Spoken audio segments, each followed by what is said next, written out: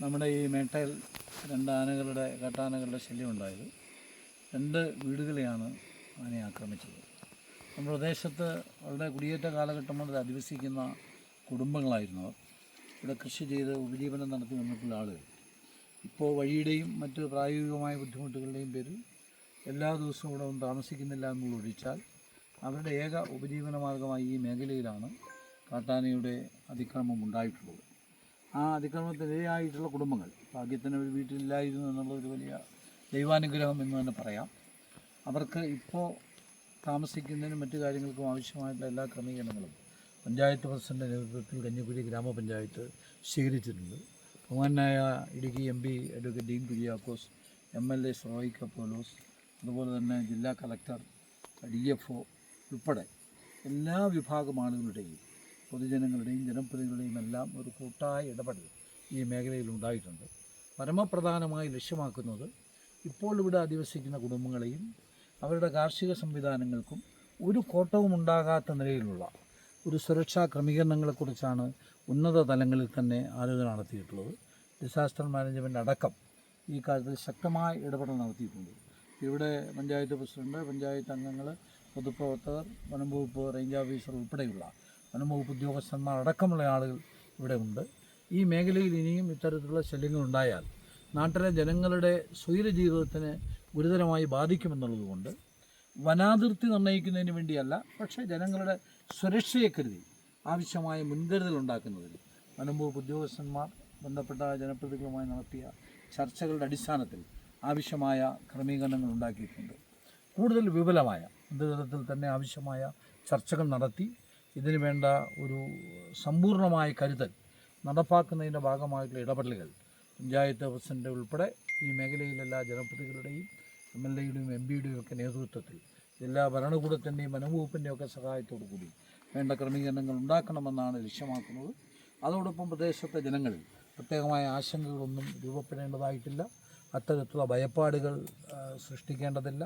അകാരണമായ ഭയം സൃഷ്ടിച്ച് ജനങ്ങൾക്ക് ഈ കാര്യത്തിൽ വലിയ ആശങ്ക ഉണ്ടാക്കുന്ന കാര്യത്തിൽ ആരെങ്കിലും അത്തരത്തിലുള്ള ഇടപെടലുകൾ നടത്തുന്നുണ്ടെങ്കിൽ അവരതിൽ നിന്ന് പിന്മാറുകൂടി ചെയ്യണമെന്നാണ് ഞങ്ങൾക്ക് അഭ്യർത്ഥിക്കാനുള്ളത്.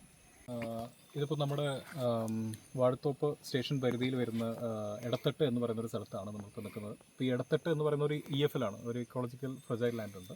അത് ഏകദേശം ഒരു 40 ഹെക്ടർ സ്ഥലം വരുന്നൊരു ഏരിയ ഉണ്ട്. അപ്പോൾ ശരിക്കും പറഞ്ഞാൽ നമ്മൾ മനസ്സിലാക്കിയത് ഫീൽഡ് ലെവലിൽ ഈ ആനകൾ ഈ പറയുന്ന പോലെ എല്ലാ മൺസൂൺ സീസണിലും ഇതുപോലെ ഒരു ട്രാക്ക് വന്നു പോകാറുണ്ട്. അതായത് നമ്മുടെ ഈ പറയുന്ന പോലെ പാൽക്കുളമേടും വഴി ഇങ്ങോട്ട് കയറി ഈ EFL വഴി കറങ്ങി തിരിഞ്ഞ് ഇങ്ങോട്ട് എത്തുന്നുണ്ട്. ഇവിടെ താഴെ കാണുന്ന നമ്മുടെ ജനവാസ മേഖലയാണ്. അവിടെ പട്ടയഭൂമികളുണ്ട്.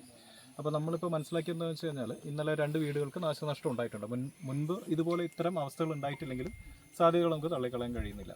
അപ്പോൾ അതുകൊണ്ട് തന്നെ നമ്മൾ മനസ്സിലാക്കുന്നത് ഇതിൻ്റെ ഒരു എൻട്രി, അതായത് ആന ഈ പറയുന്ന പോലെ പാൽക്കുളമേട് വഴി കയറി ഈ പറയുന്ന പോലെ ഇടത്തട്ട് EFL വഴിയെല്ലാം വരുമ്പോൾ നമുക്ക് ആനയെ ആ ഭാഗങ്ങളിലൊന്നും തടയാൻ നമുക്ക് സാധിക്കില്ല, കാരണം ഇതെല്ലാം വനഭൂമി ആയതിനാൽ. അപ്പോൾ നമുക്ക് ഈ പറയുന്ന പോലെ ജനവാസ മേഖലയിലേക്ക് ഇറങ്ങുന്ന ആ വഴിയിൽ നമുക്കൊരു ടെമ്പററി ഫെൻസ് നമുക്കൊന്ന് സ്ഥാപിച്ച് നമുക്ക് തൽക്കാലം ഈ ആനയുടെ ഇടപെടലിൽ താഴേക്കുള്ളത് ഒഴിവാക്കാം. അതോടൊപ്പം തന്നെ നമ്മളിവിടെ ഒരു PRT രൂപീകരിച്ചിട്ടുണ്ട്, അതായത് പ്രൈമറി റെസ്പോൺസ് ടീം. അപ്പോൾ ഈ മേഖലയിലുള്ള ആൾക്കാർ, അതായത് ഏറ്റവും ഫസ്റ്റ് ഇൻഫർമേഷൻ അറിയുന്ന ആൾക്കാർ നമ്മൾ അറിയിക്കുകയും പെട്ടെന്നുള്ള എമർജൻസി സിറ്റുവേഷൻ ഡീൽ ചെയ്യാനും വേണ്ടി നമ്മൾ ചെയ്യും.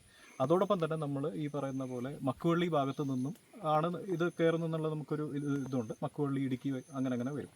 അപ്പോൾ ആ ഭാഗത്തേക്ക് പോകുന്നത് നമ്മളൊന്ന് മനസ്സിലാക്കി, അതായത് പ്രധാനമായും ഈ ആൾനാശവും അല്ലെങ്കിൽ ഈ പറയുന്ന പോലെ ആൾക്കാരെ പ്രോപ്പർട്ടി ലോസും നടക്കാതിരിക്കാൻ വേണ്ടിയുള്ള എല്ലാ പ്രവർത്തനങ്ങളും നമ്മൾ ചെയ്യുന്നതായിരിക്കും. അതിനോടൊപ്പം നമുക്ക് പഞ്ചായത്ത് സമിതിയും കാര്യങ്ങളെല്ലാം നമ്മളോടൊപ്പം തന്നെയുണ്ട്. ജനകീയമായിട്ടുള്ളൊരു കൂട്ടായ്മയിൽ തന്നെ നമ്മൾ ഡിസൈഡ് ചെയ്ത് വരും.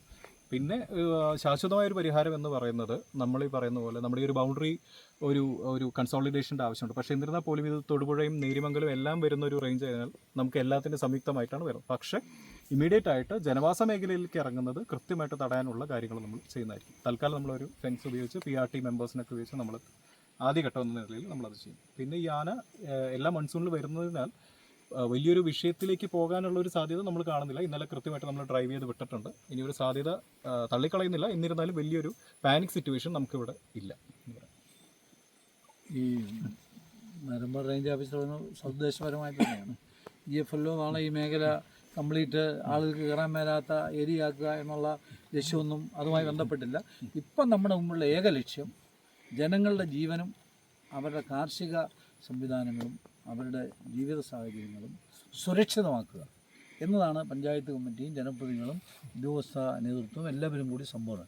അതിനപ്പുറത്തുള്ള ഏത് കാര്യവുമായി ബന്ധപ്പെട്ടും വനംവകുപ്പ് മന്ത്രിയും എം പിയും MLAയും ഉൾപ്പെടെയുള്ള ആളുകളുമായി ചർച്ച ചെയ്ത് ഈ മേഖലയിലെ ജനങ്ങളുടെ ജീവനും സ്വത്തിനും സംരക്ഷണം ഉറപ്പാക്കാനും അതോടൊപ്പം വനഭൂമി സംരക്ഷിക്കപ്പെടാനും തത്തുല്യമായ നിലയിലുള്ള കൂടിയാലോചന നടത്തി ഏറ്റവും ഉചിതമായ തീരുമാനമെടുക്കുന്നതിന് വേണ്ടിയുള്ള ഇടപെടൽ നടത്തുന്നതിൻ്റെ ഭാഗമായിട്ടാണ് ഞങ്ങളും വീണ്ടും പഞ്ചായത്ത് പ്രസിഡൻ്റൊപ്പം 3ാമത്തെ വട്ടമാണ് ഇവിടെ ഇതിന് ശേഷം വരുന്നത്.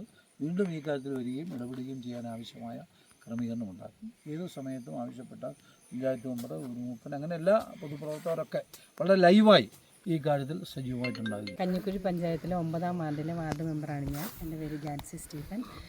എൻ്റെ 9ാം വാർഡിലെ എടത്തട്ട് ഭാഗത്ത് കഴിഞ്ഞ ദിവസം ആന ഇറങ്ങുകയും അവിടെ ചേലച്ചുവട്ടിൽ പത്രോസിൻ്റെ വീട് പൂർണ്ണമായും ആന നശിപ്പിക്കുകയും ചെയ്തു.